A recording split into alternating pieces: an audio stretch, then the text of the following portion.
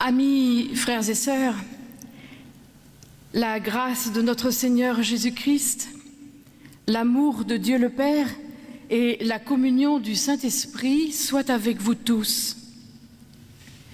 Soyez les bienvenus toutes et tous pour ce temps de culte. Bienvenue à celles et ceux qui nous regardent en France ou à l'étranger. C'est le temps de l'été avec cette liturgie que nous avons conservée durant ces 2 mois de juillet et août. Alors que ce culte soit un moment de paix, de ressourcement, de joie et de communion. Nous suivrons la liturgie du temps de l'Église que vous trouverez dans le recueil Le Psautier français. Au début, j'annoncerai les répons afin que nous sachions où nous en sommes.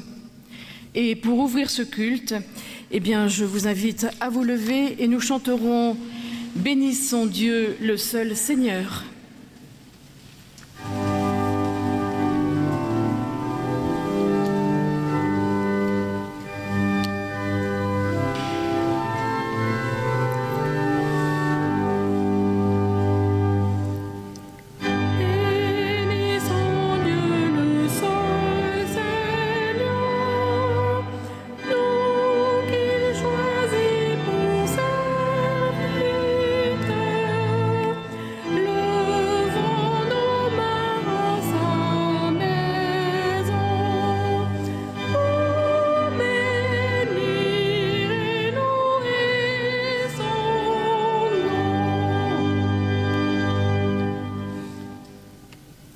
Seigneur, tu es vie.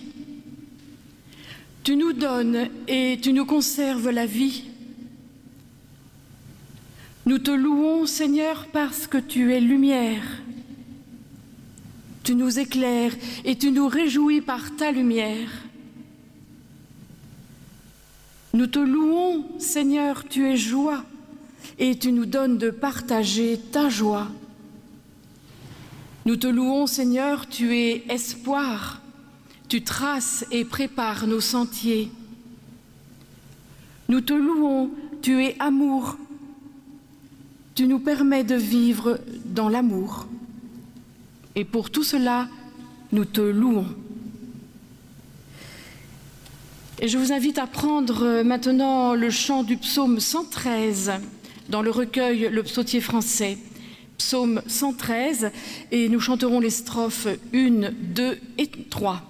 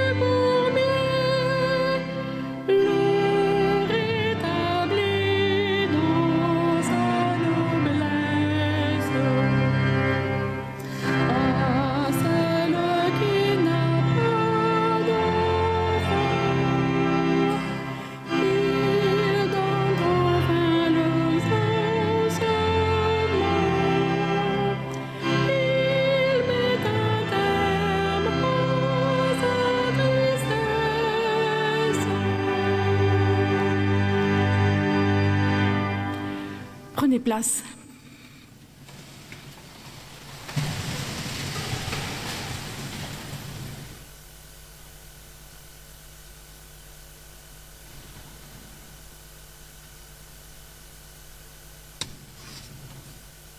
Écoutons maintenant ce que Dieu voudrait pour nous tous les jours.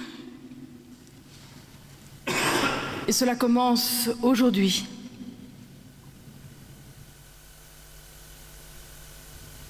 Voici le jeûne auquel je prends plaisir, dit le Seigneur. Brise les chaînes injustes, dénoue les liens de servitude, renvoie libres ceux que l'on opprime, met fin à toute servitude, partage ton pain avec celui qui a faim, recueille dans ta maison le malheureux sans asile, couvre ceux qui ont froid, et ne te détourne pas de ceux qui sont ta propre chair. Alors, ta lumière se lèvera comme l'aurore. Tu appelleras et le Seigneur répondra. Tu crieras et il répondra, me voici. Et nous prenons le répond qui s'intitule « Parle, Seigneur, ton serviteur écoute ».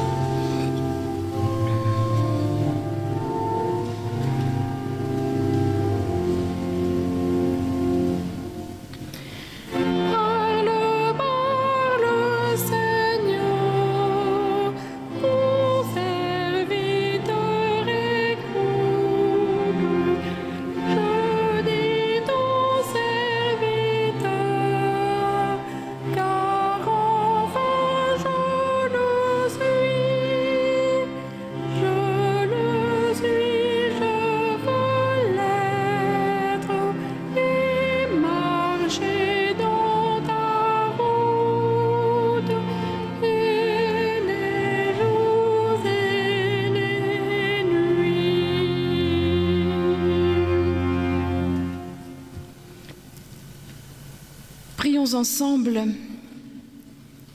confessons notre péché.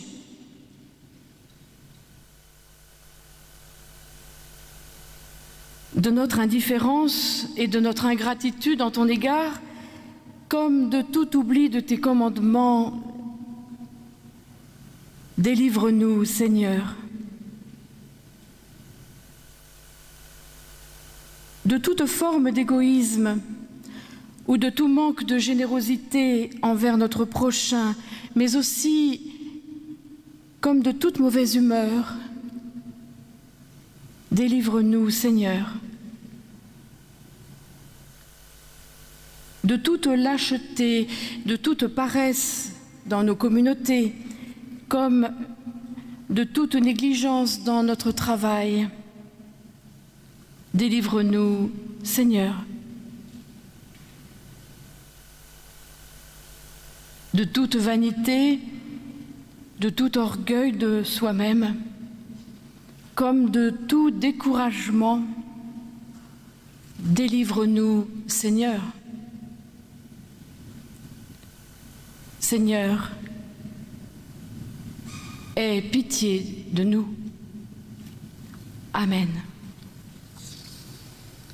Et nous prenons le répond qui s'intitule « J'aime mon Dieu, car il entend ma voix ».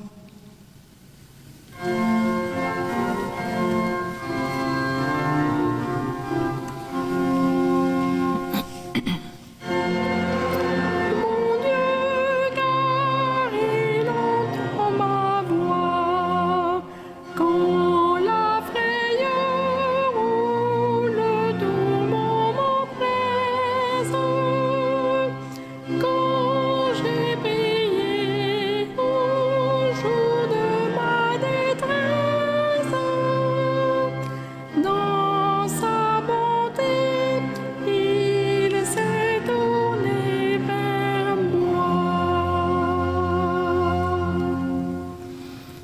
Pour accueillir le pardon que Dieu nous donne, je vous invite à vous lever.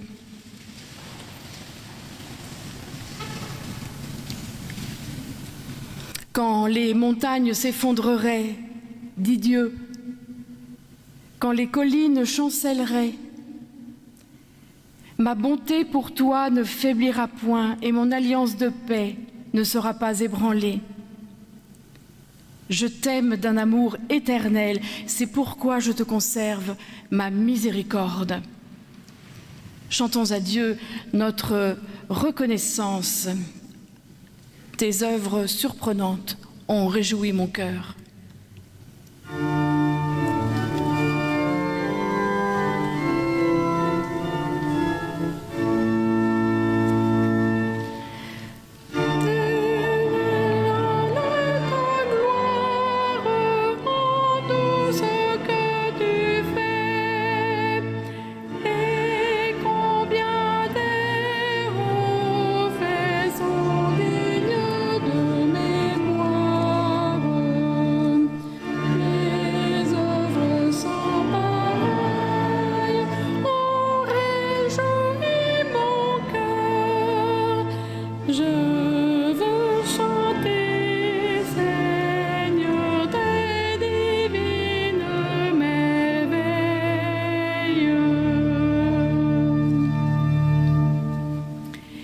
Et nous restons debout pour confesser notre foi. Je crois en Jésus-Christ, le Fils unique de Dieu, qui s'est fait homme pour que nous ayons pardon, joie et salut. Je crois qu'il est mort et ressuscité pour nous donner victoire sur la mort et l'assurance de notre résurrection. Je crois qu'il reviendra dans la puissance et la gloire comme il est venu dans la faiblesse et l'humilité. Par lui, je crois en Dieu notre Père, qui nous prend pour ses enfants et nous aime comme il aime Jésus-Christ. Je crois en l'Esprit Saint, qui demeure dans notre esprit et nous atteste que nous sommes les enfants de Dieu, qui guide l'Église par l'Évangile et nous révèle la gloire de Jésus-Christ. Je crois l'Église du Christ, secrète et universelle, visible et invisible, pécheresse et pardonnée. Je crois que tous les hommes sont liés à Jésus-Christ et je crois que le royaume de Dieu est notre commune espérance. Amen. Grand Dieu, nous te bénissons, nous célébrons tes louanges.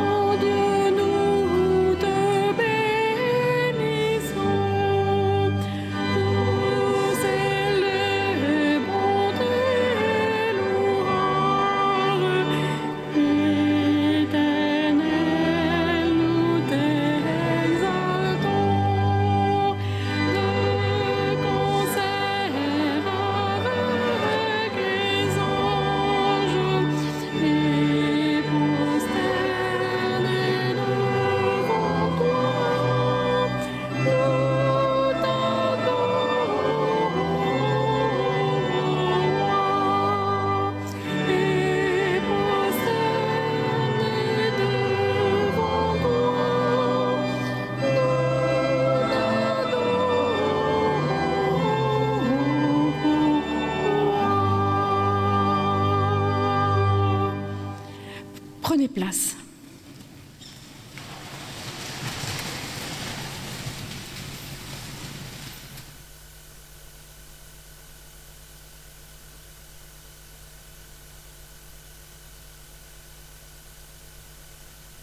Au moment où nous allons ouvrir la Bible pour y entendre la parole que Dieu nous adresse, nous prions ensemble.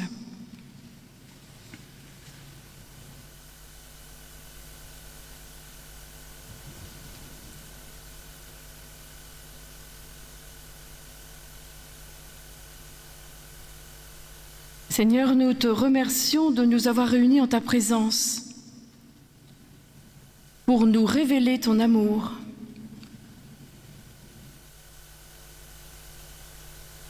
Fais taire en nous toute autre voix que la tienne. Et par ton Saint-Esprit, ouvre nos esprits et nos cœurs à ta vérité. Amen.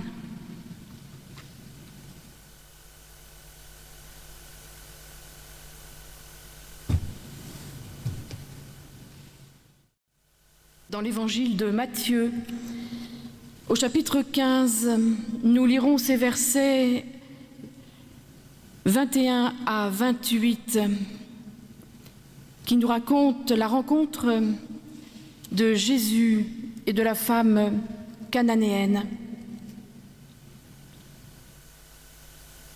Jésus partit de là et se retira dans le territoire de Tyr et de Sidon. Alors une femme cananéenne qui venait de cette région lui cria « Aie pitié de moi, Seigneur, fils de David. Ma fille est cruellement tourmentée par un démon. » Il ne lui répondit pas un mot. Ses disciples s'approchèrent et lui demandèrent « Renvoie-la, car elle crie derrière nous. » Il répondit « Je n'ai été envoyé qu'aux brebis perdues de la communauté d'Israël. » Mais elle vint se prosterner devant lui et lui dit « Seigneur, secours-moi. » Il répondit « Il n'est pas bien de prendre le pain des enfants et de le jeter aux petits chiens. »« Oui, Seigneur, dit-elle, mais les petits chiens mangent les miettes qui tombent de la table de leur maître. » Alors Jésus lui dit « Femme, ta foi est grande. Sois traitée conformément à ton désir. » À partir de ce moment, sa fille fut guérie.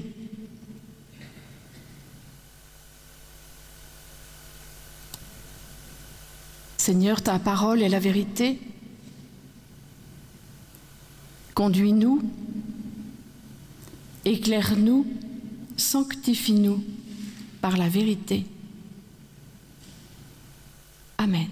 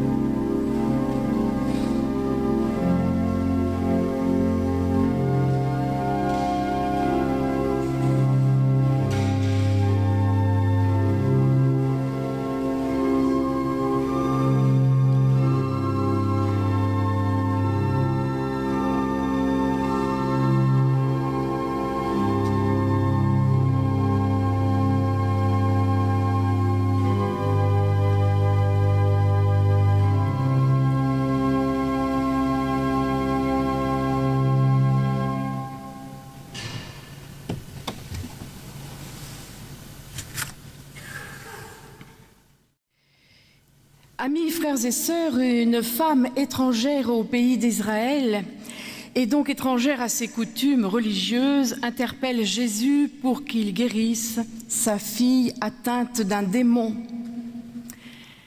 Dans l'évangile de Matthieu, on dit qu'elle est cananéenne. L'évangile de Marc dira qu'elle est syro-phénicienne. L'un comme l'autre, ce nom désigne les habitants de la région de Tyr et de Sidon, qui symbolisent les nations païennes, autrement dit, les nations non juives. Et l'histoire montre que ces nations sont ennemies héréditaires lorsqu'après le schisme en Israël entre les royaumes du Nord et du Sud, le roi Akab épousa la fille du roi de Tyr et de Sidon, la fameuse Jézabel, qui introduisit en Israël ses propres dieux, en particulier Baal. Alors ces deux villes dressent en quelque sorte leur citadelle d'impiété, ainsi que l'écrivait la théologienne France Quéré dans son livre « Les femmes de l'Évangile ». D'une part, cette femme est étrangère, d'autre part, elle est une femme, ce qui rajoute, j'allais dire, à son étrangeté. En s'adressant à Jésus, elle transgresse deux interdits, le fait de parler à un homme alors qu'elle est une femme et de s'adresser à un juif alors qu'elle est non juive et en plus ennemie héréditaire. Lorsqu'on lit un texte biblique comme aujourd'hui ce passage d'évangile, il faut bien regarder où il se situe. Les évangiles ne sont pas une chronologie historique des faits et gestes de Jésus, mais ils racontent comment les disciples ont compris sa présence et son message par rapport à ce qu'ils ont vécu avec lui. Les évangiles sont des témoignages a posteriori.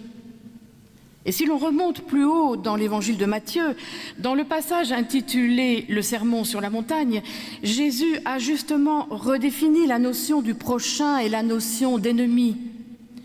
Il est même allé très loin dans sa démonstration puisqu'il exhorte d'aimer son ennemi au lieu de communément le haïr. Et juste avant la rencontre de Jésus avec cette femme cananéenne, au tout début de ce chapitre 15, est posée cette question fondamentale au sujet de ce qui est pur et de ce qui ne l'est pas. Là aussi, la réponse de Jésus est très radicale. Ce qui rend une personne impure, ce n'est pas ce qui entre dans sa bouche, mais ce qui en sort. Et ce qui en sort vient du cœur. Donc, ce qui rend une personne impure, ce sont les mauvaises pensées de son cœur qui la conduisent au mensonge, à la malveillance, au sectarisme, à l'exclusion. Et juste après, il y a le récit de la rencontre de Jésus avec cette femme cananéenne. Cette femme, en quelque sorte, est un concentré d'anti-prochain, si j'ose dire, femme liée à l'impureté de sa condition et étrangère à cause de son origine. Mais elle se jette aux pieds de Jésus en l'implorant de guérir sa fille. Mais en fait, elle crie. Elle invoque Jésus en criant d'une voix rauque, gutturale, presque caverneuse, comme le désigne le mot grec employé par Matthieu, qui est un verbe, ce verbe kraogatsein, un verbe très peu employé, seulement 3 fois dans les évangiles. La première pour signifier le cri de cette femme. La deuxième quand Jésus appelle Lazare des profondeurs de sa tombe dans l'évangile de Jean. Et la troisième fois, au moment de la condamnation de Jésus, lorsque les grands prêtres et la foule crieront de le crucifier. En fait, cette voix ressemble plus à une voix animale, voire bestiale, qu'à une voix humaine. Et le verbe grec évoque d'ailleurs les aboiements d'un chien. Et les Juifs traitaient de chiens les habitants de Canaan. Ainsi, on comprend mieux la suite du dialogue. Cette femme crie « Aie pitié de moi, Seigneur !» En grec, Eleison me Kyrie. Ce cri sera repris ultérieurement par l'Église primitive dans sa demande liturgique de pardon, Kyrie eleison, Seigneur, aie pitié, c'est aussi notre confession de foi. La femme implore « Aie pitié de moi, Seigneur, fils de David ». Elle fait appel à la miséricorde de Dieu. Et cette femme prend des risques, elle franchit les limites. Elle est sortie de son territoire, au sens propre comme au sens figuré. Elle, l'étrangère, est sur la frontière entre Tyr, Sidon et Israël. Et elle implore Jésus en employant une salutation propre au judaïsme. « Seigneur, fils de David ». Pressent-elle quelque chose en cet homme ? Peut-être. Mais si l'on sait que Matthieu destine son évangile d'abord à des judéo-chrétiens, alors cette salutation peut sonner comme une allégorie de la vocation des païens à la foi juive. Mais avant tout, on peut y entendre l'expression de la foi ardente d'une mère désespérée, mais paradoxalement confiante. Elle fait appel à la compassion de Jésus, le guérisseur. Et Jésus ne lui répond pas un mot, rien, pas une seule parole. Et ce silence dérange. Que se passe-t-il dans la tête de Jésus? Sans aucun doute, tout se bouscule. Et on peut le deviner avec la suite du texte. Jésus ne dit rien et ce sont ses disciples qui prennent le relais, lui demandant de renvoyer cette femme importune. Ce qui est intéressant, c'est que les disciples n'invoquent pas son double statut de femme étrangère. Il faut la renvoyer seulement parce que, littéralement, elle les poursuit de ses cris. Alors Jésus sort de son silence avec cette parole incroyable. Il répond aux disciples, mais également à la femme. « Dieu m'a envoyé aux gens d'Israël qui sont comme des brebis perdues. » Et sous-entendu, et non pas à ces chiens de Canaan. C'est une réponse très dure, fermant toute relation. Mais la femme insiste avec ces mots d'une simplicité profonde. « Seigneur, aide-moi ». Elle supplie Jésus à genoux. Peut-on seulement imaginer ce que ces mots et cette attitude veulent dire ? D'une part, elle se prosterne, dit le texte. Littéralement, elle se couche devant Jésus, à la manière d'un chien qui ramperait. Et d'autre part, elle baisse le ton. Elle ne crie plus comme une bête, mais elle implore à la manière d'un chien rampant. D'ailleurs, à défaut de Jésus, ce sont les disciples qui remarquent ce changement d'expression. Et quand ils disent à Jésus « Elle nous poursuit de ses cris », là, le verbe employé en grec a changé et désigne ici la plainte, le cri de la femme qui accouche. C'est aussi ce mot qui sera employé au moment où Jésus crie sur la croix à son agonie. Elle prie pour eux une nouvelle naissance de sa fille. Elle crie pour que sa fille puisse être délivrée du démon qui l'assaille.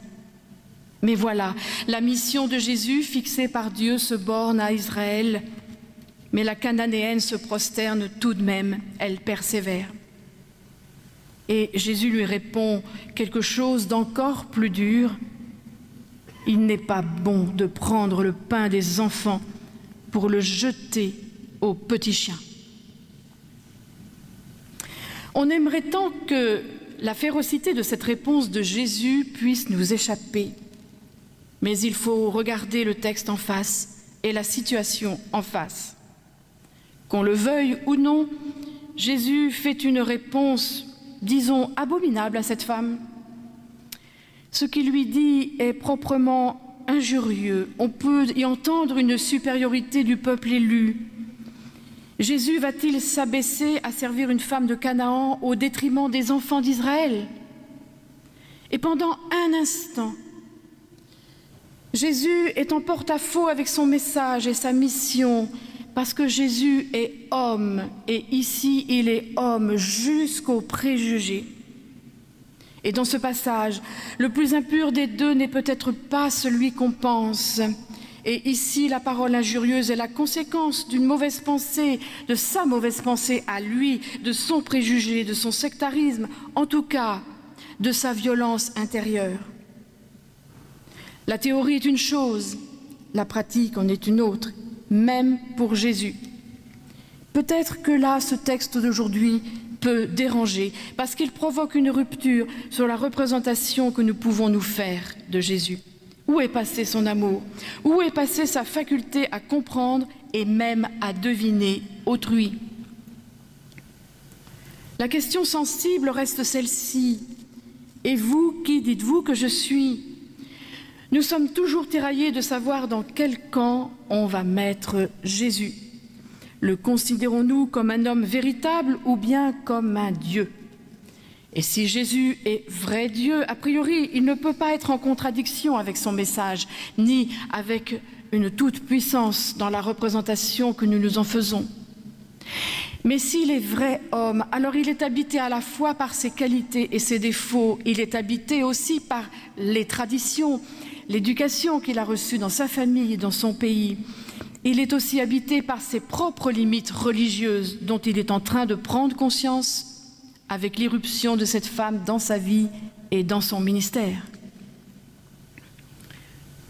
Alors oui, c'est un bras de fer qui s'échange entre cette femme et lui, mais en fait, c'est un bras de fer non violent. Elle lui dit « C'est vrai, maître ». Et pourtant, même les petits chiens mangent les miettes qui tombent de la table de leur maître. Et avec cette réponse, la femme montre à Jésus qu'elle a entendu l'insulte, mais qu'elle y refuse d'y répondre par une autre insulte. Elle lui réitère simplement sa souffrance sans exagération. Oui, il est le maître. Oui, elle ne vaut pas plus qu'un chien à ses yeux, avec tout ce qu'il y a de péjoratif contenu dans ce terme, mais elle continue d'implorer auprès de lui cette guérison, parce qu'il n'y a que ça qui compte et rien d'autre. Alors, à défaut de sa compassion, elle espère un geste de Jésus. Et c'est seulement là que le récit bascule. Jésus se laisse toucher par les paroles de cette femme. Il dépasse à son tour ses propres limites, parce peut-être qu'il surmonte sa propre peur de l'étranger ou qu'il élargit à son tour l'espace de sa propre tente. En tout cas, il maîtrise sa propre violence. Sa violence est désarmée. La barrière que Jésus avait dressée entre Israël et les nations étrangères s'effondre. Alors, dans de nombreux commentaires, nous pouvons lire ceci. Jésus s'est laissé convertir par cette femme. C'est cette femme qui a repoussé Jésus dans ses retranchements et qui lui a fait prendre conscience de l'universalité de son ministère. On pourrait dire aussi que c'est une femme étrangère qui évangélise Jésus. Mais ce que je vous propose de retenir aujourd'hui dans ce texte, c'est le passage de Jésus de la violence à la non-violence, grâce à la non-violence de cette femme. C'est en tout cas l'enseignement que je perçois aujourd'hui. D'autres personnes que cette femme auraient pu tomber dans le piège de l'escalade, de la riposte, de la justification, de la réplique, de la révolte même, face à ces vexations de la part de cet homme, qui pourtant met tout en œuvre pour désigner l'action transformatrice et créatrice de Dieu dans le monde, bien au-delà de lui-même, comme l'écrivait en son temps Raphaël Picon. Et si c'était Jésus qui était au bénéfice de l'action transformatrice de Jésus, grâce à sa rencontre avec la Cananéenne? Cette femme se met à la portée de Jésus et cela provoque un revirement sans précédent dans l'Évangile. Jésus revient sur son refus et il accomplit le contraire de ce qu'il avait annoncé. Aujourd'hui, on pourrait dire que cette femme, on pourrait dire d'elle qu'elle a utilisé ce procédé de la CNV, de la communication non violente. Oh, bien sûr, c'est totalement anachronique de dire cela, même si certains d'entre vous sont certainement adeptes de ce procédé de communication. Mais on peut reconnaître dans sa façon de faire les prémices de la non-violence. Sans se démonter, elle exprime son besoin profond, tout en consentant à entendre et à être même tout ce que Jésus disait d'elle. mais elle a triomphé pacifiquement de toutes les rigidités que Jésus lui a imposées, y compris dans son incompréhension et dans son rejet. Nous pouvons l'entendre dans cette parole de Jésus qui enfin laisse parler son cœur. « Femme, grande est ta foi, qu'il advienne selon ton désir. » Et là, Jésus ne parle plus en maître enseignant et le mode impératif a disparu. Qu'il soit fait comme tu le désires, comme tu le veux. Alors au fond, Jésus a peut-être changé le projet de Dieu. En tout cas, le Dieu des armées est en train de devenir un Dieu totalement désarmé, un Dieu peut-être non violent. Nous pouvons nous aussi nous intéresser sérieusement à ce mode de communication, ne serait-ce que parce que notre monde actuel est de plus en plus envahi par une violence insidieuse qui détériore les rapports entre les êtres humains à tous les niveaux. Et voici ce qu'écrit à propos de ce texte de l'Évangile le pasteur Frédéric Rognon, ancien président de la commission Justice, Aumônerie des prisons de la Fédération protestante de France, et il est actuellement professeur à la faculté de Strasbourg.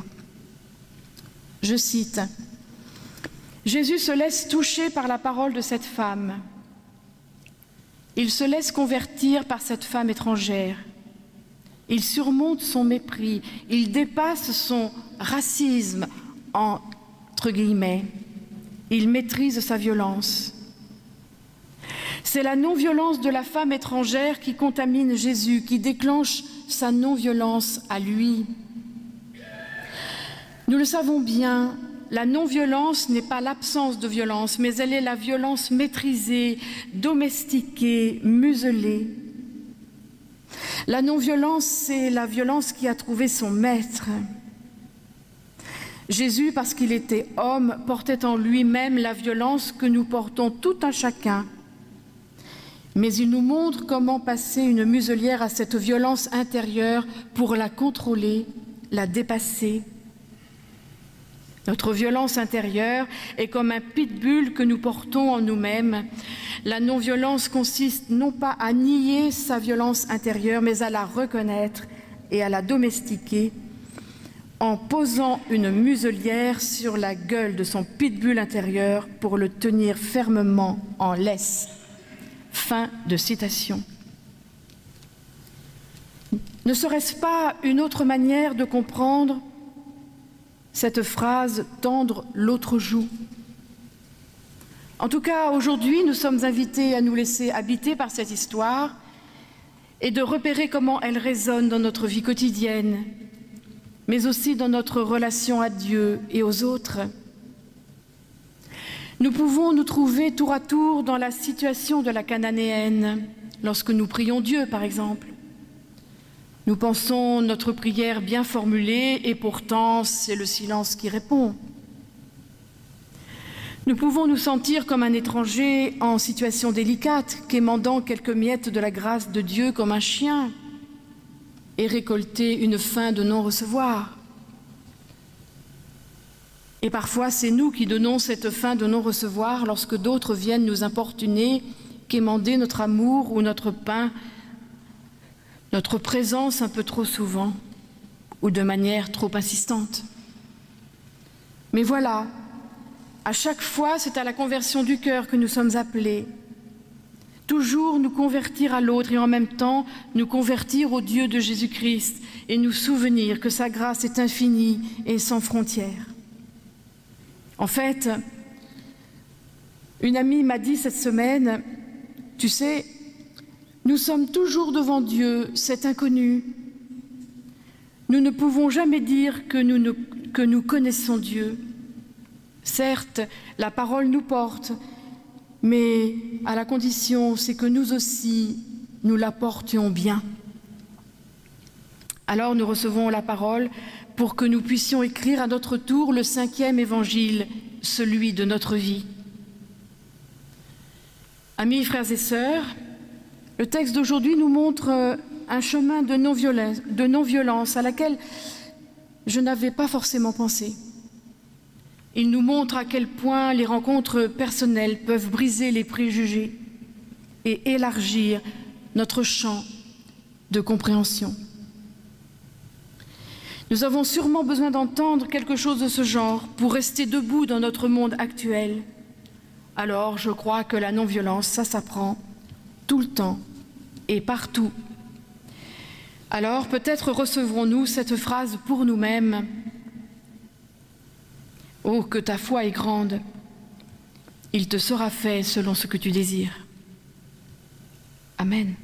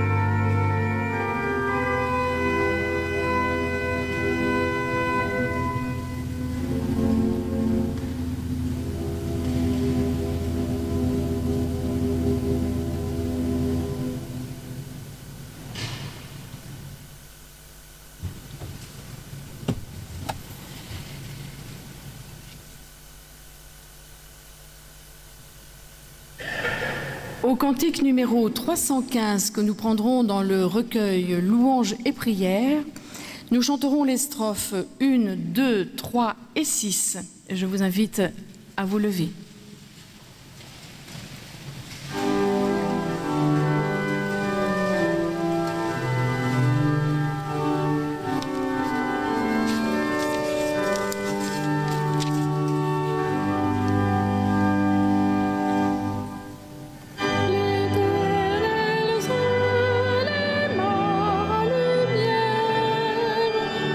Ma délivrance et mon amour.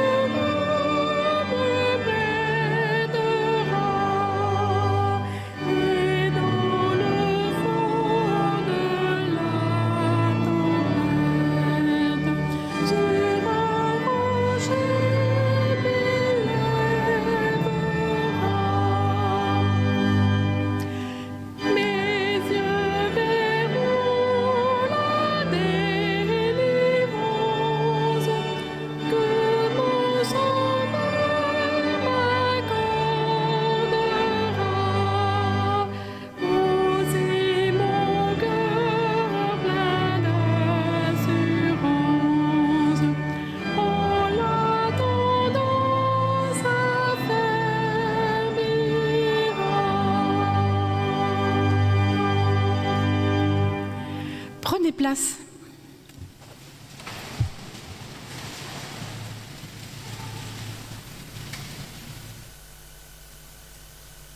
Nous voici arrivés à ce moment du culte que nous appelons les annonces. Alors, tout d'abord, cette semaine qui vient, mercredi prochain, aura lieu notre halte spirituelle ici même dans ce temple, de 12h30 à 13h30.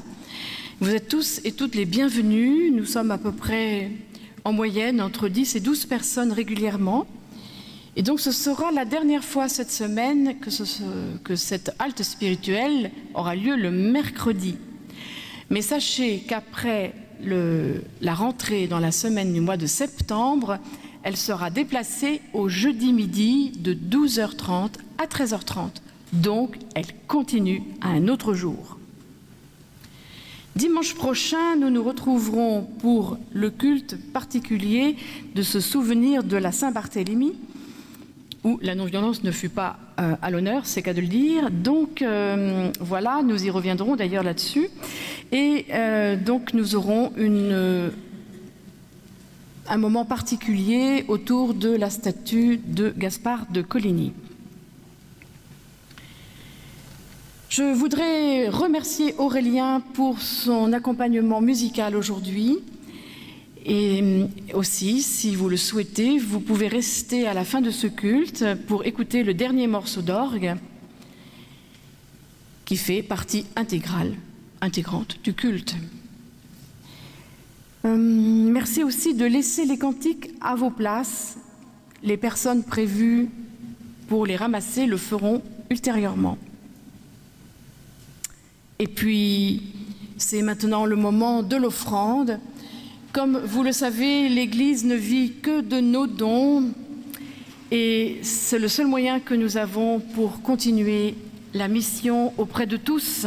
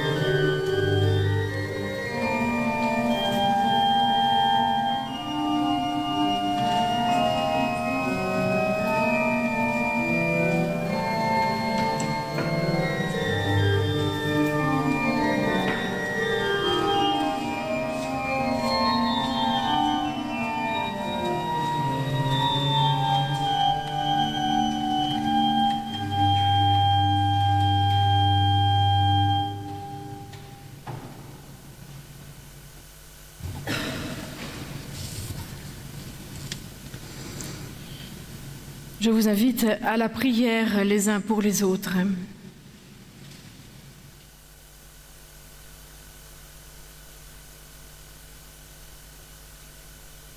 Dieu d'amour, Dieu de la vie, tu nous as appelés à l'unité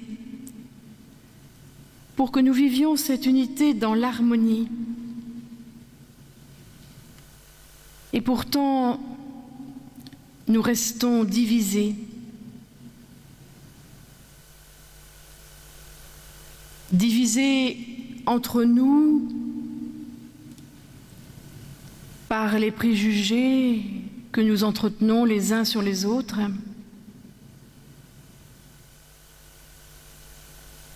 divisés entre les religions, où chacun pense détenir la vérité, divisés entre riches et pauvres,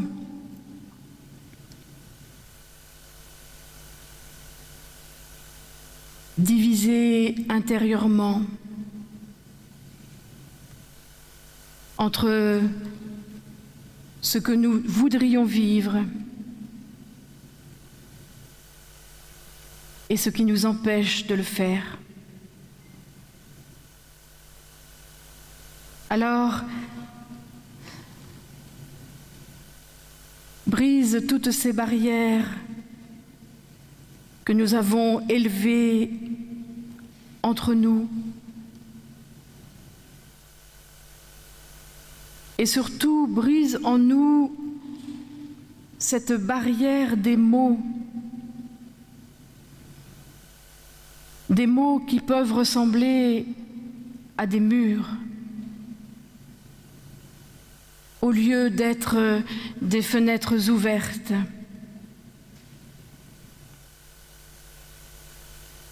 Oui, délivre-nous de cet orgueil et de cet égoïsme qui prend bien sa place.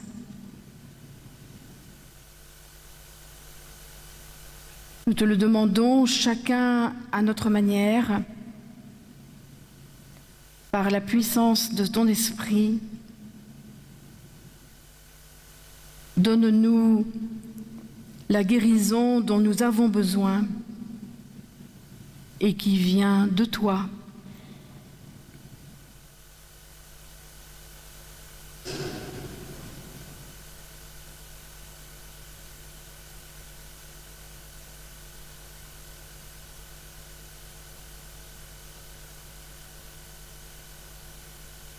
D'un seul cœur et d'une même voix, nous te disons maintenant la prière que Jésus nous a enseignée.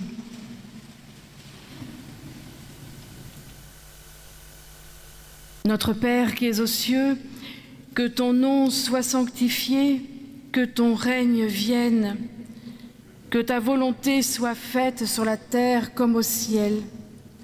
Donne-nous aujourd'hui notre pain de ce jour. Pardonne-nous nos offenses, comme nous pardonnons aussi à ceux qui nous ont offensés.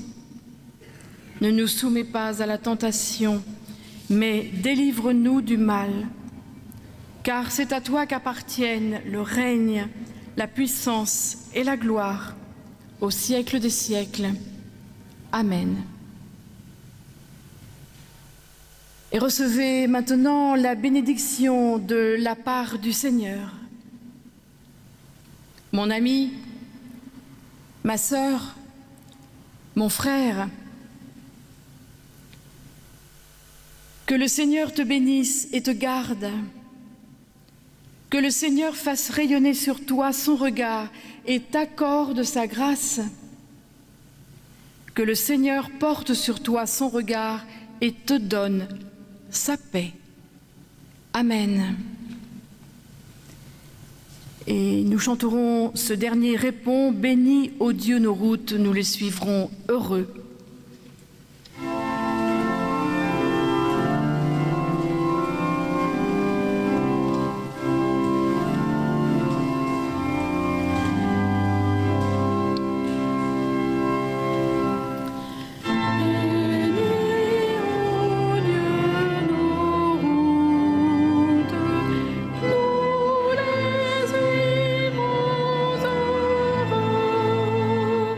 Car